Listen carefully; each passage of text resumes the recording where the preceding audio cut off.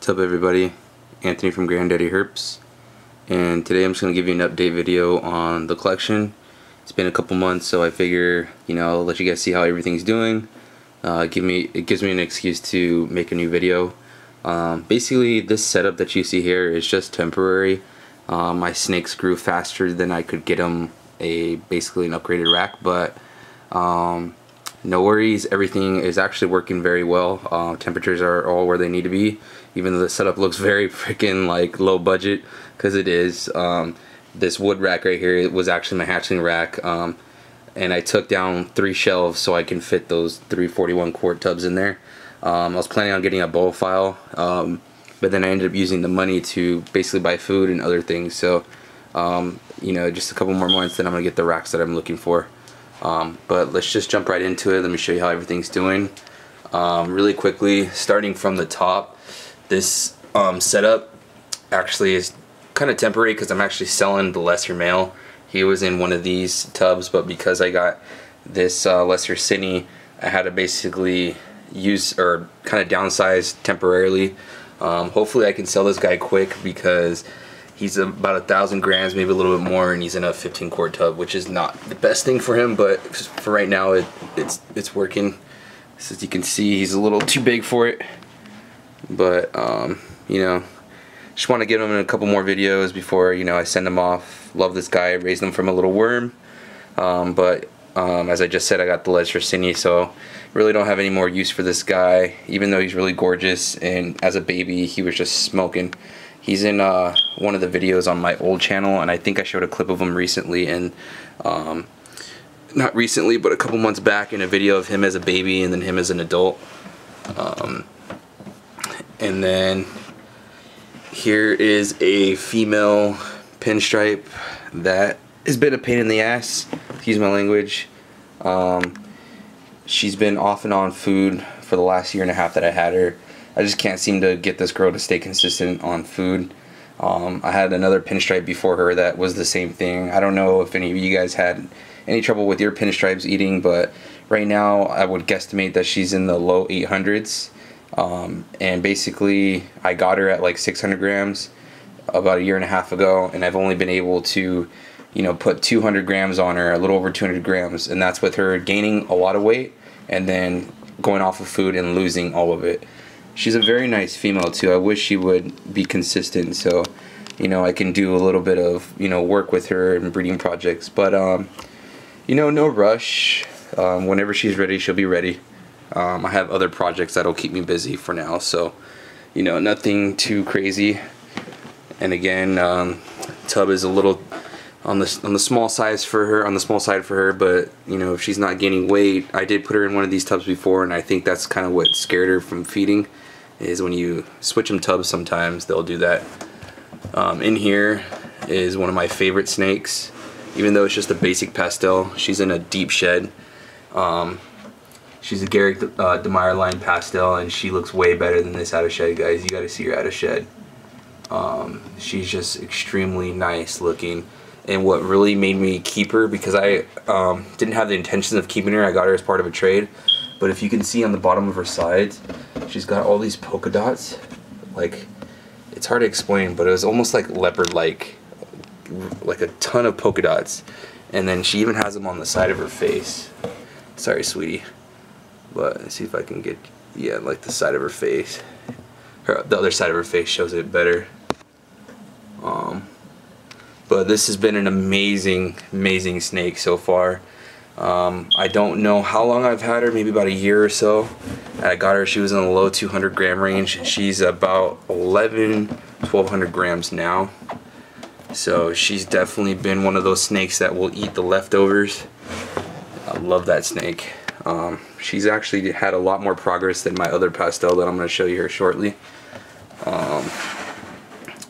In here, I don't know how these snakes manage to do this, how they can get underneath when all the corners are pushed down. It's crazy how they can get underneath the bedding or newspaper or whatever you want to call it. But another snake that hasn't been the best eater over the years, but all in all still a good snake. Let me put this back. Way to make a tub look ugly real fast. Oh great, and some of the tissue got in the water. But let's put the snake back in there. So all you guys know what this is. It's the female Firefly. She's another one. She likes to float around the 900 gram range and then likes to not eat for 2 or 3 weeks at a time. Then she'll eat for maybe 2 weeks and then do it again. But for some reason she's able to kind of keep the size but not the weight. It's weird, it's hard to explain. She's got the girth and whatnot.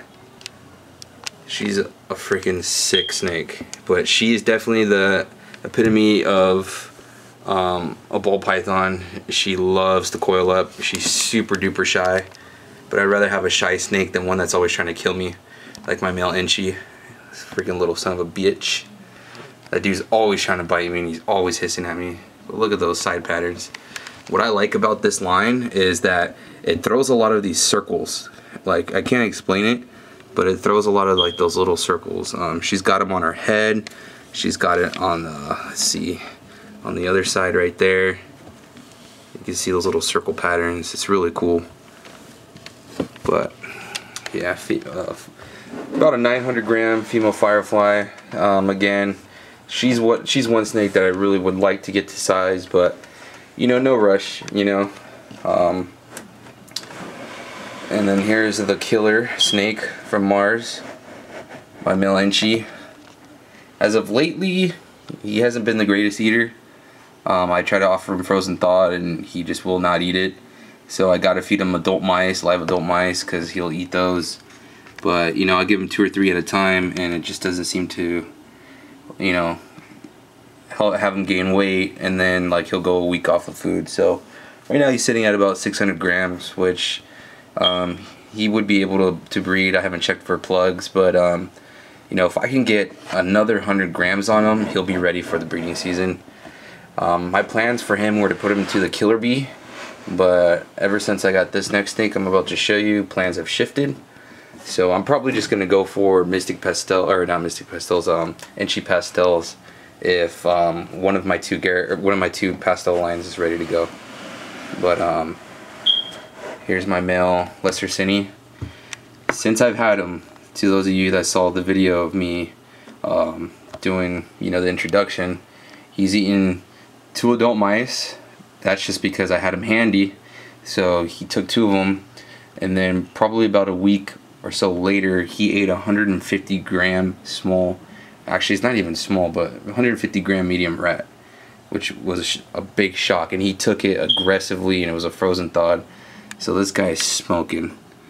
I mean, he's, you know, doing really well, so I'm keeping my fingers crossed that he'll be ready and start locking with my killer bee this season. And him along with the Firefly I think would do some cool stuff. Look at her already going back underneath the paper. Maybe I should just get her a hide. I considered getting all these snakes some hides, but you know, we'll see. Yeah, Lesser Cine, he was 500 grams empty the day I got him. He's eaten 2 basically jumbo mice, and a week later he ate a 150 gram small rat. So I assume he's going to put on about 75 grams. In case you guys are wondering what these little yellow things are, I can't really kill the secret because I was told not to give it out, but it's actually something you can find online to figure out how to kill mites and prevent mites. All that other bullshit that you guys see in the reptile shops, the Prevenamite, like all those other mite away, all that stuff is garbage. Throw that shit away. Like, I've tried all that stuff and it does not work. It might keep them away temporarily, but that stuff sucks compared to what I have. What I did, my trick, I killed all the mites when I had them in 1 day, and they haven't been back since. 1 freaking day, guys.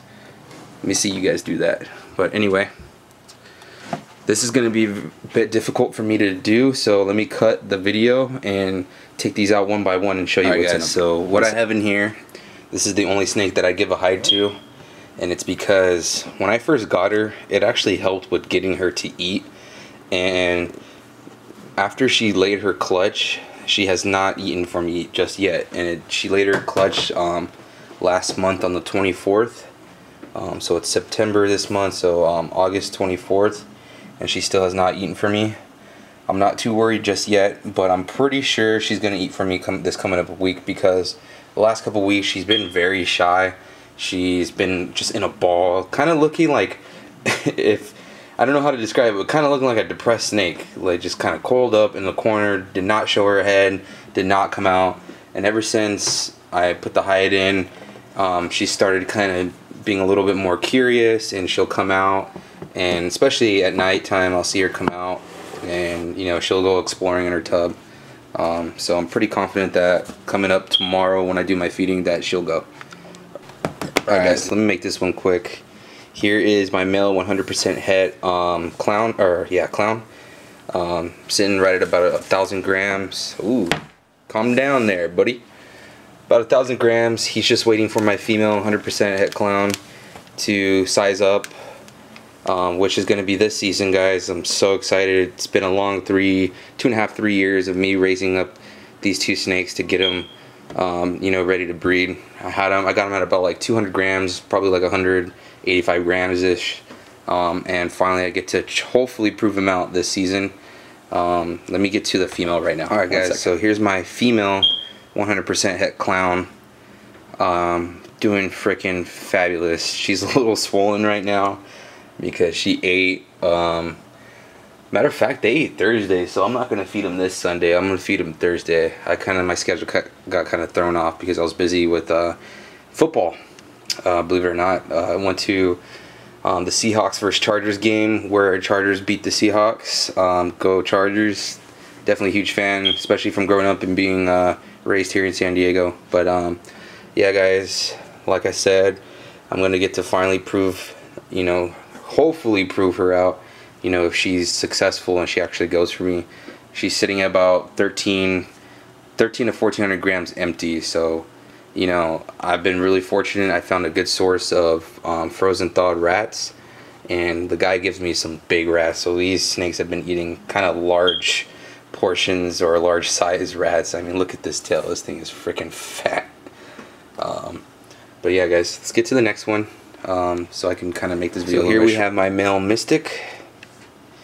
He's a little on the slim side. Ever since breeding with my butter, he hasn't eaten, but I'm not worried because he did this one other time when I tried breeding him about a year ago. He got like extremely skinny to the point where I was a little worried, and then he just went on a huge hunger strike and just like blew up double the size he was before. Really awesome example of a Mystic.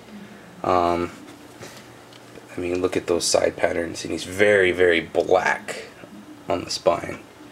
Keeping my fingers crossed, guys. The clutch, I said in one of my other videos, out of 4 eggs, all 4 of them were good. They showed vital signs of being, you know, fertile. They had all the veins, but I don't know what happened in incubation. It was really hot here in Southern California for a while, and 3 out of the 4 eggs have died. So I have a 1 in 4 chance of getting an all-white snake. That is if my male Bumblebee lock didn't take for the female butter, because he was in there like one time. Keeping my fingers crossed that he didn't do it, and I get my 1 in 4 odds gods chance at getting a Karma 2.0. Next snake. Alright guys, so here we have another female that's going to go for me this season. Hopefully go for me this season again. You could never really be 100%, because sometimes females will produce follicles and they will absorb. This is my 13 to 1,400 gram female Calico. Raised her from about 200 grams. Super duper excited because with her and another male that I do have the ability to do a world's first.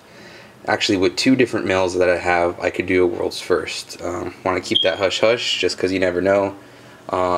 But really excited. I mean, she's not the highest white Calico, but you know, they're very similar to pieds in how they work.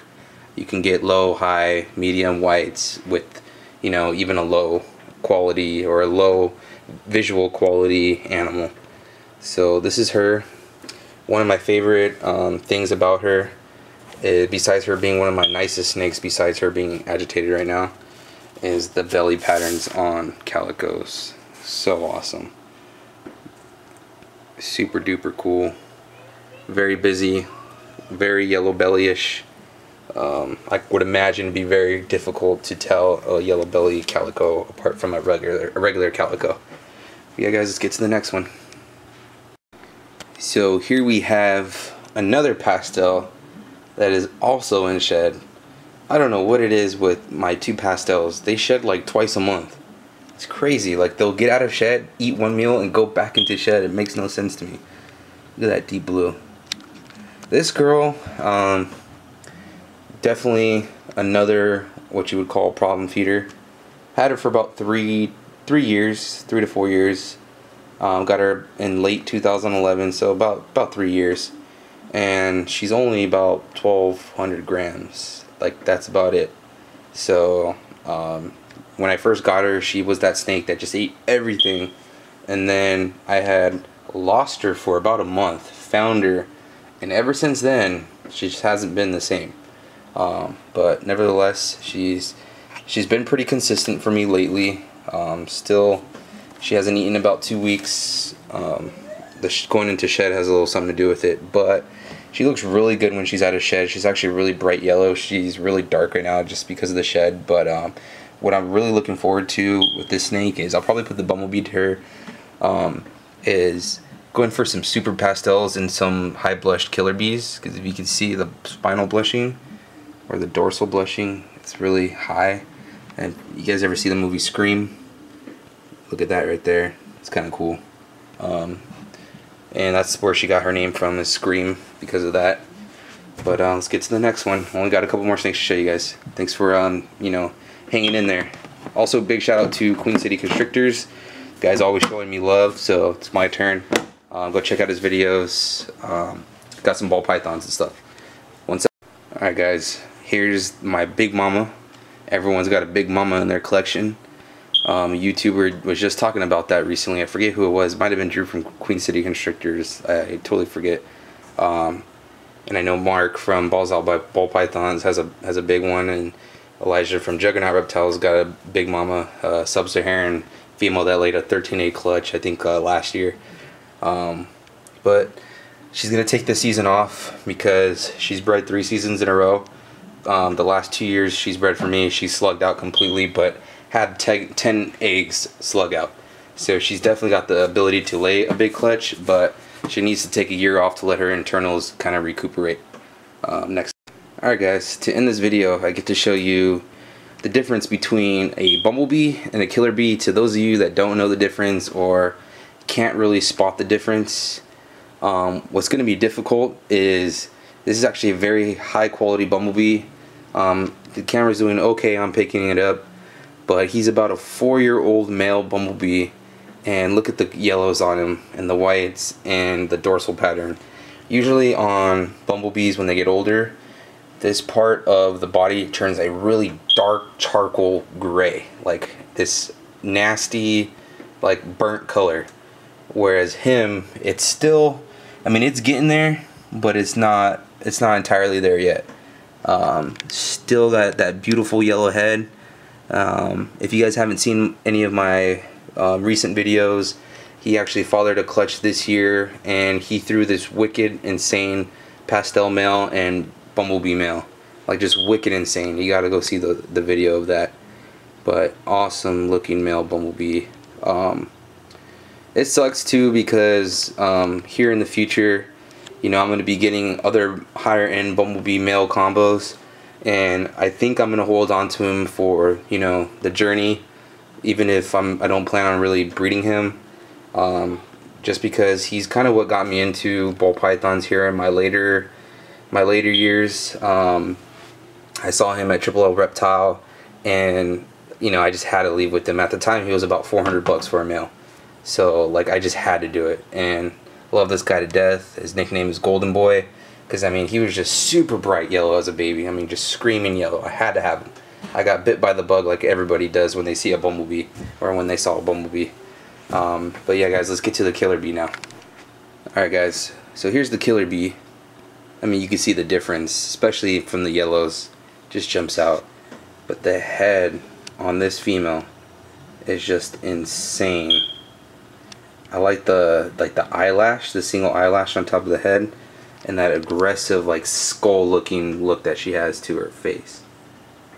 Just bitchin' looking snake. And this is going to be my most anticipated project of this coming up breeding season. She locked for the previous guy last year, but didn't go. And what I think it was is just he had her a little. She was a big female, but she didn't have the girth. Like she was a pretty like loose skinned snake, if that makes any sense. So she didn't have like, she had the size, but she didn't have like the gut for it. So I think that's why her body didn't let her, you know, go. But my goal this season is to put her with this guy I'm about to show you, which I've already showed you. But this would be the pair that I'm gonna be doing this coming up season. So it'll be cinnamon lesser male to a killer bee female. The possibilities here are gonna make 16 possibilities. The best turnout would be a cinnamon lesser spider pastel, which is the pewter queen, and I can also make lesser pewters. You guys ought to look those up. Those things are freaking insane. But I have the potential to make a forward gener this season, which will definitely help out my collection big time. And if I'm lucky and get a karma male, that'll be awesome, or a karma female, so I can go for super mystic. That'd be pretty awesome. But yeah, guys, appreciate you guys watching this long video. To any of you guys that made it to the end, appreciate it. Huge shout out again to Drew from Queen City Constrictors. Huge shout out to Mark from Balls Out Ball Pythons. Had a killer freaking breeding season this year. But as always, guys, appreciate all the support, especially those guys that have been commenting on my videos since, you know, day one. Really appreciate it, guys. As always, till next time, Anthony from gdH Herps. Peace.